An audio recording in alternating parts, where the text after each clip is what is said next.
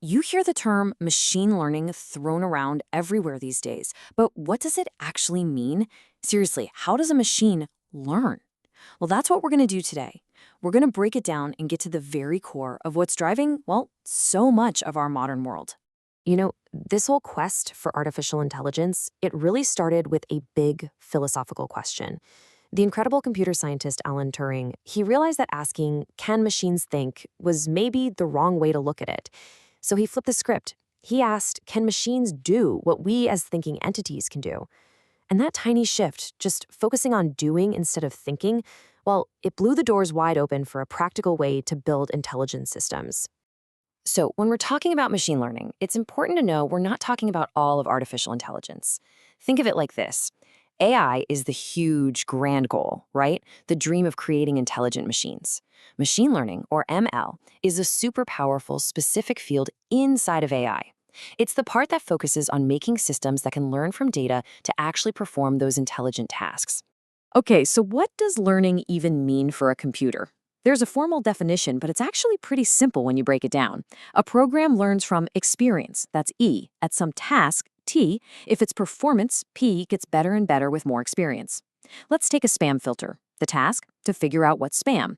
The experience, looking at millions of emails we've already marked as spam or not spam. And the performance, that's just how accurate it gets. The machine learns as its accuracy goes up, all without a human having to write down every single rule for what a spam email looks like. And while all the hype feels brand new, these ideas have been brewing for decades. The term itself, it was coined way back in 1959 by an IBM pioneer named Arthur Samuel. Now, the field had its ups and downs, but once we hit the 80s and 90s with better techniques and way more computing power, it just exploded. It went from being purely academic to solving real-world problems. And that all led up to these incredible moments, like in 2016 when AlphaGo beat the world's absolute best Go player. That was a huge deal. So how in the world do they actually do it? I promise it isn't magic. It's really a set of different strategies for learning from data. Let's jump into the three main ways they learn. First up, we've got supervised learning. This is the most common one you'll see. The best way to think about it is like you're studying for a test with flashcards. You get the question on one side and you get the right answer on the other. A machine does basically the same thing. We feed it a massive pile of data that's already been labeled with the correct answers. Its whole goal is to look at all these pre-answered examples and figure out the rule that connects the input to the output. So going back to our email filter, it sees thousands of emails that a human has already said are spam or not spam. It learns the patterns, and then it can correctly classify a new email it's never seen before. It works the same way for predicting a house price, using data from thousands of other houses and what they sold for. It's basically learning from a teacher. Okay, so what happens if we take the teacher away? Well, that's unsupervised learning. Picture this. I hand you a giant, messy shoebox full of old family photos. No dates, no names, nothing. And I just say, organize these. You don't have any labels, but you'd naturally start making piles, right? Black and white photos go here, pictures from that 70s beach vacation go over there. That's exactly what this kind of learning does. With unsupervised learning, the machine gets a whole bunch of data with zero labels, no correct answers. Its entire job is to find the hidden patterns all by itself.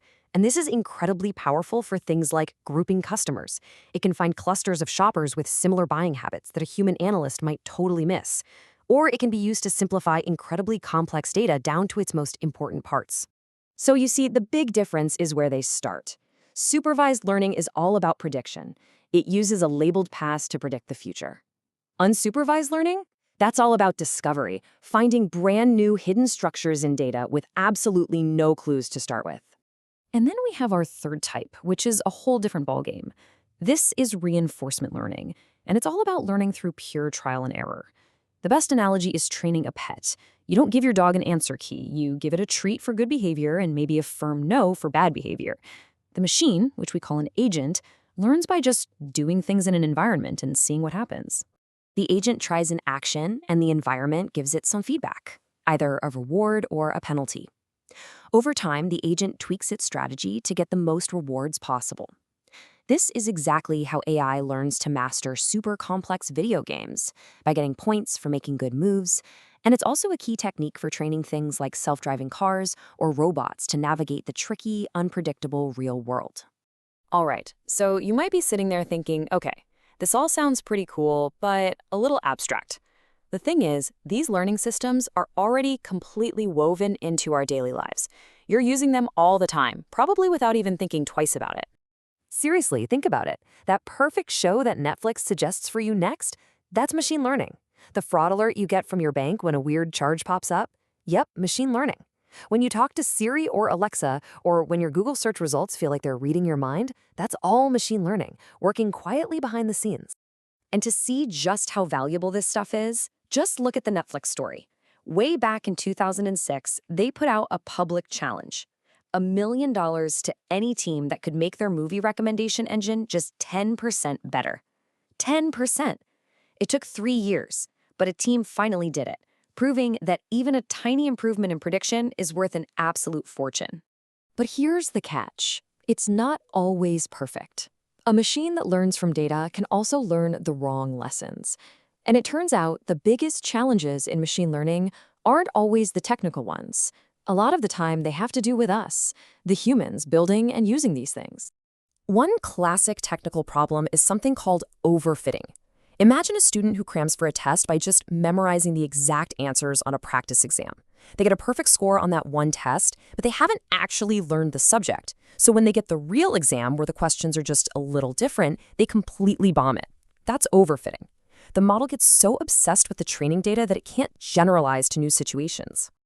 But as tricky as overfitting can be, it's nothing compared to a much deeper, more complicated problem. Because when a machine learns from data that humans created, it doesn't just learn facts about the world, it can also learn our flaws. And this is what we call algorithmic bias. Let's say you train a hiring algorithm on a company's last 20 years of hiring data.